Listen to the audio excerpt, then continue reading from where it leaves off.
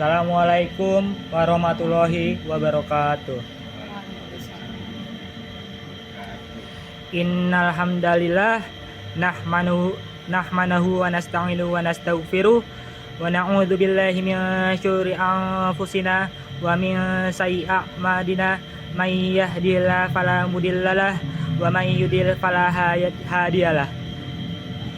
Asyhadu an la ilaha illallah wahdahu la syarikalah wa asyhadu anna Muhammadar Rasulullah amma ba'd. Selamat sore Bapak Ibu dosen dan teman-teman sekalian. Puji syukur kita panjatkan kepada Allah Subhanahu wa taala yang telah memberikan kita kesempatan untuk berkumpul di sini dalam keadaan sehat walafiat. Perkenalkan nama saya Talan Febriano Putra, MPN 366. Perkenalkan, nama saya Muhammad Rio Kurniawan dari MPM 385. Perkenalkan, nama saya Maula Ahmad Fauzi dengan NPM 350. Dan saya Gama Didian Utama Putra dengan NPM 383. Pada kesempatan yang berbahagia ini, saya dan guru saya Rudiastuti. Saya dan kelompok saya ingin mewawancara Bu Widi tentang materi mendidik anak-anak dengan perspektif agama di lingkungan yang multikultural. Saya ada beberapa pertanyaan nih, Mbak. Untuk pertanyaan pertama itu, apa saja tentang utama dalam mendidik anak-anak dengan perspektif agama di lingkungan yang multikultural? Tantangannya? Tantangannya sangat banyak sekali karena kan di lingkungan multikultural dengan berbagai perspektif, dengan berbagai lingkungan dan juga kepribadian di lingkungan tersebut. Jadi salah satunya adalah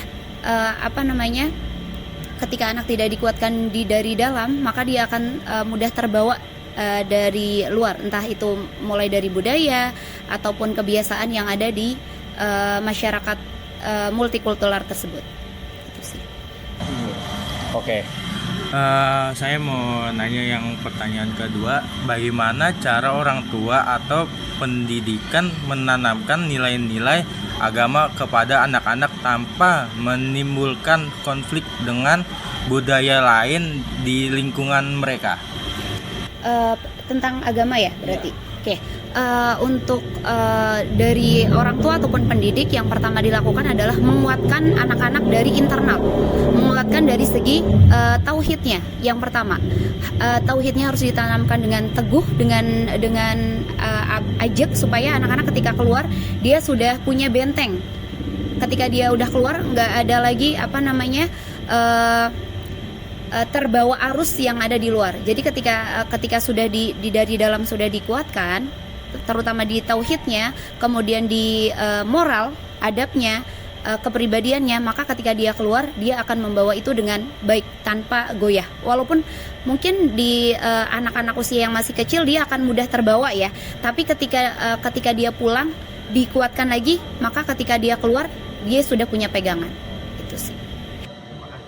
Oke, selanjutnya tuh pertanyaannya, di zaman sekarang ini sejauh mana toleransi dan juga pemahaman antar agama mempengaruhi proses pendidikan anak-anak di lingkungan multikultural? Sejauh mana mempengaruhi? Iya, mempengaruhi. Toleransi mempengaruhi ya? Iya. Oke.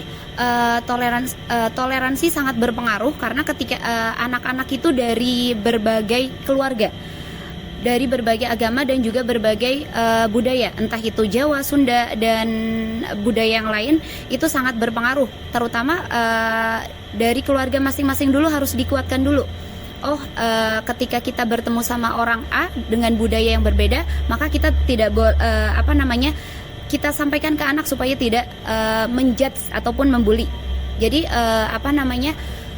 sangat penting lagi, balik lagi ke lingkungan keluarganya yang harus memberikan penguatan kepada anak-anak supaya memberikan pemahaman juga bahwa kita karena hidup di lingkungan yang luas bersama-sama, maka harus banyak toleransi supaya tidak terjadi pembulian misalkan, supaya tidak terjadi lagi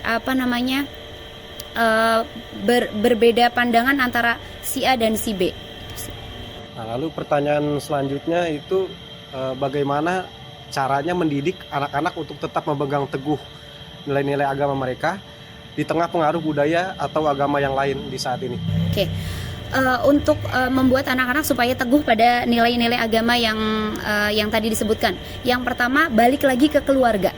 Keluarga itu sangat penting perannya. Kenapa? Karena sebelum anak-anak keluar dari rumah, mereka akan mendapatkan nilai-nilai agama itu dari dalam keluarga itu sendiri. Jadi kalau misalkan dari keluarga tidak kuat pemahaman agamanya dan memberikan pemahaman agamanya ke anak, maka ketika dia keluar, dia akan mudah untuk terpengaruhi. Makanya itulah pentingnya bagaimana peran orang tua, terutama peran orang tua dan pendidik untuk mengajarkan anak-anak tentang pentingnya agama, tentang pentingnya pendidikan agama, supaya ketika dia keluar, dia tidak mudah untuk terwarnai dengan budaya-budaya yang ada di sekitarnya. Jadi ini suatu tantangan dan juga kewajiban bagi orang tua sendiri ya? Betul. Itu adalah kewajiban dan tantangan terutama untuk orang tua. Apa peran sekolah dan komunitas dalam mendukung pendidikan agama anak-anak di lingkungan yang multikultural? Peran sekolah dan komunitas itu sama halnya seperti tadi keluarga ya. Sama-sama penting, sama-sama memiliki pengaruh yang sangat besar. Karena kalau tidak, anak-anak tidak tahu apa itu toleransi terhadap orang yang lain, tidak tahu terhadap toleransi terhadap agama yang lain. Kalau tidak diajarkan dari sekolah ataupun komunitas, mereka tidak akan paham. Jadi yang perlu dilakukan pendidik dan komunitas adalah memberikan edukasi yang mendalam terhadap perbedaan yang ada di lingkungan. Gitu. Selanjutnya yang keenam, bagaimana cara mengatasi perbedaan pandangan antara keluarga dan masyarakat mengenai pendidikan agama di lingkungan multikultural? Oke. Mungkin yang bisa dilakukan adalah sering diajak untuk berdialog atau berdiskusi tentang apa itu toleransi, kenapa kita harus bertoleransi, memang pentingnya apa, itu harus kita ajak dialog, harus diajak untuk berdiskusi, pentingnya dan pentingnya kenapa sih kita harus toleransi, karena kita dengan lingkungan itu berbeda, makanya harus saling bertoleransi, harus saling memahami, saling mengerti, walaupun belum terlalu jauh mengertinya, tapi setidaknya anak-anak paham, oh kita itu berbeda, tapi dengan perbedaan itu kita tidak boleh saling menjatuhkan satu sama lain.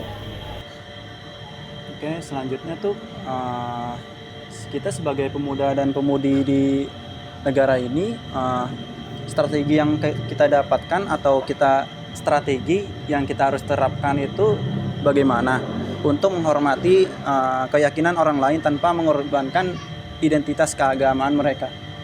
Oke. Pemuda-pemudi menurut saya ya, yang pertama adalah pemuda-pemudi itu harus kuat imannya dulu. Oke, yang pertama harus kuat imannya dulu.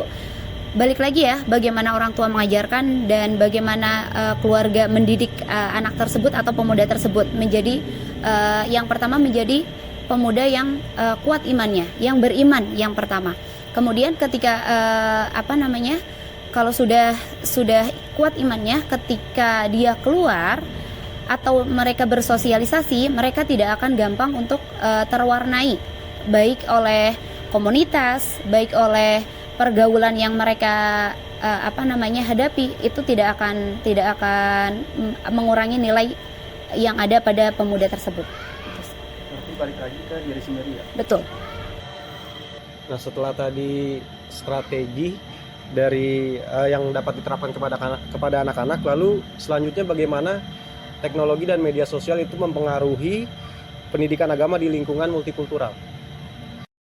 Media sosial itu sangat gencar sekarang ya, jadi kita informasi apapun kita bisa akses dengan sangat mudah. Untuk seorang pendidik itu untuk mencarikan materi atau bahan ajar itu sangat memudahkan, tapi balik lagi ketika seorang anak-anak yang misalkan dikasih gadget dengan tanpa orang tua, dengan tanpa arahan orang tua, itu akan membuat anak-anak itu mudah untuk mendapatkan sesuatu yang harusnya tidak didapat tapi dapat dari luar, dan khawatirnya akan memberikan pengaruh yang pastinya buruk. Karena di media sosial kan pasti ada baik ada buruknya. Tapi balik lagi ketika orang tua misalkan anak-anak kecil sudah dikasih handphone untuk akses media sosial, tapi dengan pengawasan orang tua itu baik. Tapi ketika lepas tangan orang tua tidak membatasi ataupun mengarahkan, maka itu dampaknya akan sangat banyak karena banyak sekali informasi-informasi yang didapatkan. Balik lagi, informasi itu bisa berupa informasi yang negatif dan juga yang positif. Oke Bu, sekian ya Bu, makasih telah meluangkan waktu untuk kelompok saya yang tentang pendidikan anak-anak dengan perspektif agama di lingkungan yang multikultural. Ya, nama saya Tafegano Putra. Nama saya Emiru Kurniawan. Nama saya Maulana Ahmad Fauzi. Saya Jamaludin Putra. Sekian dari kelompok kami. Wassalamualaikum warahmatullahi wabarakatuh.